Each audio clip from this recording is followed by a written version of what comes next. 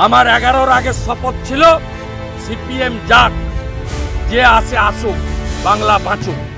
আজকের বক্তব্য মমতা ভাগাও, হিন্দু বাঁচাও, মমতা ভাগাও, বেকার বাঁচাও। এর বাইরে কোনো কথা হতে পারে না। লক্ষ্যে আমরা স্থির। আমরা ডান দিক বাম দিক পিছন দিক দেখছি না, সামনে তাকাচ্ছি।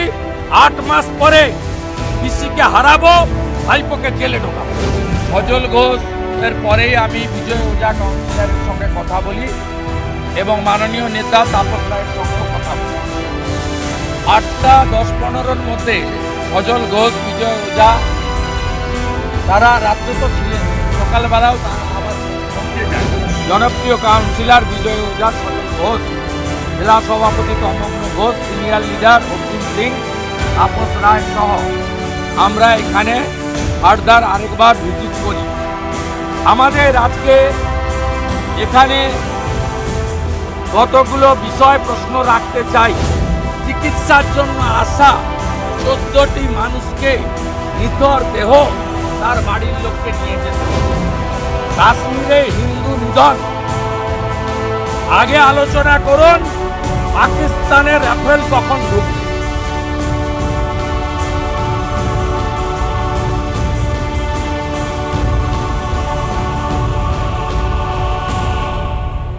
ভয়াবহ অগ্নিকাণ্ড কলকাতার মেন জায়গা, হার্ট সেন্টার বলা যেতে পারে, এই বড় বাজার এলাকাতে ঘটেছে এবং এখান থেকে থানা ঢিলছড়া দূরত্বে, ফায়ার ব্রিগেডেরও দূরত্ব আছে।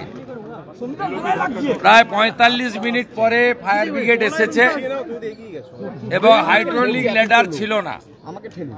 আমরা শুনেছি হাইড্রোলিক ল্যাডারও সরকার বা মুখ্যমন্ত্রীর সাথে সাথে দীঘাতে ছুটি কাটাচ্ছিল। খুব দ্রুততার সঙ্গে যদি এখানে উদ্ধার এবং রিলিফ ওয়ার্ক হতো তাহলে নাম্বার অফ ডেথ এত সংখ্যা হতো না, এটা প্রমাণিত সত্য। এই ঘটনা চাপা দেওয়ার চেষ্টা হয়েছে। মেয়র এবং পৌরমন্ত্রী বা রাজ্য সরকারের আরো একজন মন্ত্রী গত পরশুদিন এখানে এসেছেন, কিন্তু সংবাদ মাধ্যম বা বোর্ডার্সদের আত্মীয় স্বজনের কাছে তারা হতাহতদের সংখ্যা বা কি কি মেজার সরকার নিয়েছে কথা তারা বলেননি। তারা রাত্রি খানিকটা হওয়ার পরে বিশ্রামে চলে যান। পুরো সরকারটাই দীঘাতে থাকার কারণে এখানকার বোর্ডার্স বা ইফেক্টেড পিপলরা সবই অন্য রাজ্যের বাসিন্দা, দক্ষিণ ভারতেরও বাসিন্দা আছে, উড়িষ্যা বিহার তো আছেই। তাদের কাছে হেল্পলাইন নম্বর এসবের ক্ষেত্রে যে এমার্জেন্সি দরকার হয় করা হয়নি। গতকাল সকাল 7:15 আমি প্রথম মাননীয় কাউন্সিলর সজল ঘোষকে ফোন করি এবং তারপরেই জেলা সভাপতি তমগ্নকে ফোন করি। তমগ্ন শারীরিক অসুস্থতা ছিল, সে তার কর্মী বাহিনী এখানে যারা আছেন বিজেপির সবাইকে পাঠিয়ে দেয়।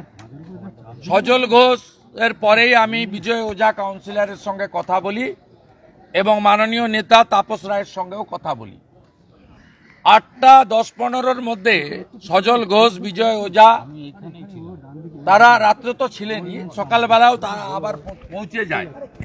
কারণ পুলিশ এবং সরকার মৃতদের সংখ্যা পরিচয় গোপন করছিল। এটা খুব উদ্বেগের বিষয় ছিল এবং কোনো হেল্পলাইন নম্বর চালু না থাকার কারণে আমরা আমাদের কাউন্সিলর সজল ঘোষের সেকেন্ড নাম্বারটা সোশ্যাল মিডিয়াতে দিয়ে আত্মীয় স্বজনকে সাহায্য করতে শুরু করি।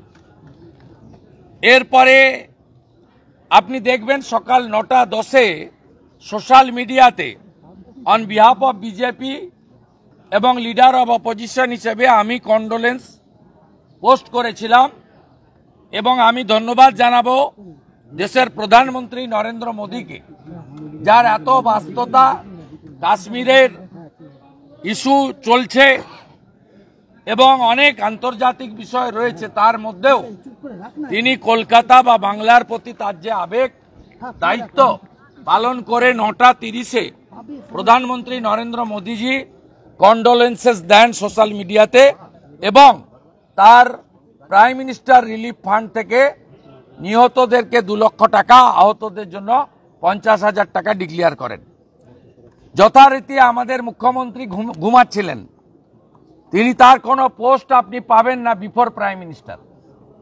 তার সরকারের কোনো কম্পেনসেশন, কোনো কন্ট্রোল রুম নাম্বার, মৃতদের আইডেন্টিটি ডিক্লেয়ার করা, যারা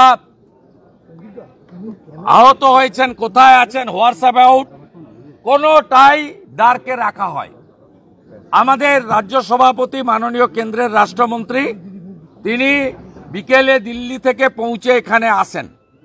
আমি অক্ষয় তৃতীয়ার সনাতন ধর্ম সম্মেলনে থাকার জন্য, সন্ধে হয়ে যাওয়ার জন্য আমি এখানে গতকাল আসিনি। তো আমাদের দলের পক্ষে রাজ্য সভাপতি তথা কেন্দ্রীয় রাষ্ট্রমন্ত্রী তিনি এখানে ভিজিট করেন। আজকে আমরা সকালেই 10:30টার মধ্যে এখানে ভারতীয় জনতা পার্টির 12 জন বিধায়ক আমরা আমাদের এখানকার জনপ্রিয় কাউন্সিলর বিজয় ওঝা, সজল ঘোষ, জেলা সভাপতি তমগ্ন ঘোষ, সিনিয়র লিডার অর্জুন সিং, তাপস রায় সহ আমরা এখানে ফার্দার আরেকবার ভিজিট করি। আমাদের আজকে এখানে কতগুলো বিষয় প্রশ্ন রাখতে চাই যে কলকাতাতে এই মুখ্যমন্ত্রী দায়িত্ব নেওয়ার পরে 11 সাল থেকে 2025 8টা মেজর ফায়ার হলো, যাতে hundreds of innocent people they lost their valuable life. 2011 AMRI hospital, 2018 Bagri market, Park Street office building এ আগুন নভেম্বর 2018, গণেশচন্দ্র এভিনিউ বাসাবাড়িতে আগুন অক্টোবর 2020, স্ট্যান্ড রোড অফিসে আগুন মার্চ 2021, ট্যাংরা গুদাম ঘরে আগুন এপ্রিল 2022, অ্যাক্রোপলিস মলে আগুন জুন 2024, ঋতুরাজ হোটেল লেটেস্ট 2025। এই সরকার ভাতা এবং তোষণের রাজনীতিতে ব্যস্ত। এর ফলে কলকাতাকে, যেগুলো বাণিজ্যিক জায়গা, জনবহুল জায়গা, ঘনবসতি জায়গা, সেগুলোকে কার্যত যৌতুকগৃহে পরিণত করেছে। আমরা জানি পশ্চিমবঙ্গে একটাই পোস্ট, মুখ্যমন্ত্রীর চেয়ার, বাকি সব ল্যাম্প পোস্ট। আপনার ফায়ার ব্রিগেডের মন্ত্রী তিনি দীঘার ব্যবস্থাপনায় ব্যস্ত, তার ফায়ার ব্রিগেড 45 মিনিট পর এসেছে, লোকগুলোকে মেরে ফেলা হয়েছে। এবং কলকাতার মতো জায়গায় যদি এই জিনিস ঘটে, বড় বাজারের মতো জায়গায়, তাহলে জেলা বা মহকুমা বা ব্লকে যেখানে ফায়ার ব্রিগেড সেন্টার নেই, সেখানে কিছু ঘটলে কি অবস্থা হতে পারে সহজে অনুমেয়। আমরা জোড়াসাঁকো থানা একটা করাপ্টেড থানা, এখানকার হোটেলের যিনি মালিক, এখনই সাধারণ লোক আমাকে বলছে এই চাওলার সঙ্গে এই থানার চিটাগুড়ের ব্যবসা আছে। মানে যত অবৈধ কাজ এখানে করেন, এর ফায়ার ব্রিগেডের লাইসেন্স নেই, এর টেম্পোরারি ফায়ার যে ইকুইপমেন্টস সেগুলো কিচ্ছু নেই, তার এক্সিট এন্ট্রান্স, এমার্জেন্সি এক্সিট কিচ্ছু নেই।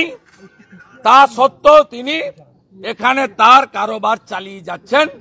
টাকার কারণ, টাকার বিনিময়ে পুলিশের আশীর্বাদ আছে। আর কর্পোরেশন তো ব্যস্ত। কর্পোরেশনের যিনি মেয়র, তিনি ধর্মীয় সভা করতে ব্যস্ত। তিনি কখনো বলছেন দাওয়াতে ইসলাম, কখনো বলছেন 50 ভাগ লোককে আমি উর্দুতে কথা বলুক চাই। তিনি তার কাজে ব্যস্ত, তিনি ধর্মকর্মতে ব্যস্ত। তিনি স্বাভাবিকভাবে আজকে তার এগুলো দেখার নজর নেই।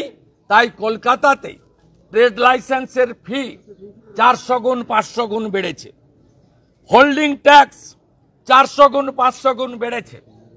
জলের কর চাপিয়েছে, কিন্তু মানুষের পরিষেবা যে কলকাতা থেকে এত রেভিনিউ কর্পোরেশন বা রাজ্য সরকার আর্ন করে, সেই কলকাতা বা বড়বাজার যেখানে শয়ে শয়ে কোটি টাকার বাণিজ্য হয়, একটি অর্থকরী জায়গা, বহু লোকের প্রত্যক্ষ পরোক্ষ কর্মসংস্থান হয়, সেখানে প্রত্যেকটা বিল্ডিং প্রায় হোটেল বা ইত্যাদি যৌতুকগৃহ বানিয়ে রেখে আজকে পশ্চিম বাংলায় কাজের জন্য, আত্মীয়র সঙ্গে দেখা করার জন্য, চিকিৎসার জন্য আসা 14টি মানুষকে নিথর দেহ তার বাড়ির লোককে নিয়ে যেতে হলো। দাদা একটা কোয়েশ্চেন, 14 জন মারা গেল, 12টা বডি আইডেন্টিফাইড, 2 জন এখনো আনআইডেন্টিফাইড। এই যারা অথরিটি রয়েছে, পুলিশ, কর্পোরেশন, সঙ্গে পুরসভা, এরা দায় অস্বীকার করে কি করে? এখানে তো এরা their only agenda to earn money. কারণ মুখ্যমন্ত্রী চোর, মমতা চোর, সবাই জানে, আর তার লোকেরা চুরি করবে, ভাগ নিবে, এটা স্বাভাবিক। কারণ 100 টাকা তুলে 75 টাকা কালীঘাটে পাঠাতে হয়, ঘোষিত অবস্থান। তাই ফায়ার ব্রিগেড, আবগারি, কর্পোরেশন, পুলিশ সব একসঙ্গে মিলা ভগত যাকে বলে, একসঙ্গে জয়েন্ট ভেঞ্চারে এই অপকর্মগুলো করছে। পশ্চিমবাংলায় অতিথি হয়ে আসা বাইরের রাজ্যের লোকের দেহ যাচ্ছে, ক্ষমার অযোগ্য অপরাধ এই সরকার করেছে। তারা দীঘাতে জলসায় ব্যস্ত, গান হচ্ছে, নাচ হচ্ছে, কোমর দুলছে, নন ভেজের ফোয়ারা উঠছে, সঙ্গে জলের লাল নীল জলের ফোয়ারা উঠছে, আর এখানে মানুষকে এই অবস্থায় ফেলা হয়েছে। আমরা ভারতীয় জনতা পার্টি রাজ্যের মেন এবং প্রিন্সিপাল অপোজিশন, আমরা এর বিরুদ্ধে প্রতিবাদ করব। আমি জেলা সভাপতি তমগ্ন ঘোষকে পরামর্শ দিয়েছি অবিলম্বে জোড়াসাঁকো থানা ঘেরাও করে বিক্ষোভ দেখাতে, এবং আগামী সপ্তাহে কর্পোরেশনেও বড় ধরনের বিক্ষোভের আয়োজন করতে, সেখানে রাজ্য স্তরের নেতৃত্বকে তারা ডাকলে আমরাও তাদের সঙ্গে শরিক হব, এবং বিধায়করাও বা অন্যান্য নেতারাও তাদের সঙ্গে শরিক হয়ে আমরা 2011 থেকে আজ 25 সাল 8টা বড় major fire, hundreds of innocent life loss, এর বিরুদ্ধে আমরা আজ চুপ করে থাকতে পারি না, আমরা প্রতিবাদ চালিয়ে যাব। শুভেন্দুদা, দীঘাতে দিলীপ ঘোষ, মমতা বন্দ্যোপাধ্যায় কাছাকাছি এবং দিলীপ ঘোষ থেকে চলে বিরোধী কথাবার্তা বলছেন। বেশি দূরে নেই, দীঘায় ছিলেন, চপারও আছে ওনার কি? আমি 5:30টায় ঘুম থেকে উঠি, তো দিলীপ ঘোষ ওনাদের ঘুম থেকে উঠতে দেরি হয়। দিলীপ ঘোষ অনেক কারণ আছে, 12টার পরে ঘরে। দিলীপ ঘোষ মমতা বন্দ্যোপাধ্যায় কাছাকাছি এবং দিলীপ ঘোষ দল বিরোধী কথাবার্তা বলছেন, কি বলবেন? আমি কোনো মন্তব্য করব না। গতকালই আমার অবস্থান আমি বলেছি, আমি কোনো মন্তব্য করব না। এগুলো আপনাদের কাজ, আপনারা এগুলো করছেন পশ্চিমবাংলার পীড়িত হিন্দুদের মধ্যে হতাশা তৈরি করার জন্য। মুর্শিদাবাদের জেনোসাইড প্যান্ট খুলে চিহ্নিত করে কাশ্মীরে হিন্দু নিধন, আগে আলোচনা করুন পাকিস্তানের রাফেল কখন ঢুকবে, পাকিস্তানকে গুঁড়া করব কখন, এইসব কথা আপনারা তৃণমূলের প্ল্যান্টেড এইসব প্রচার করেন। আমি শুভেন্দু অধিকারী এর কোনো মন্তব্য করি না, করব না। আমার 11-র আগে শপথ ছিল সিপিএম যাক, যে আসে আসুক, বাংলা বাঁচুক। আজকের বক্তব্য মমতা ভাগাও, হিন্দু বাঁচাও, মমতা ভাগাও, বেকার বাঁচাও, এর বাইরে কোনো কথা হতে পারে না। লক্ষ্যে আমরা স্থির, আমরা ডান দিক বাম দিক পিছন দিক দেখছি না, সামনে তাকাচ্ছি। 8 মাস পরে পিসিকে হারাবো, ভাইপোকে জেলে ঢোকাবো।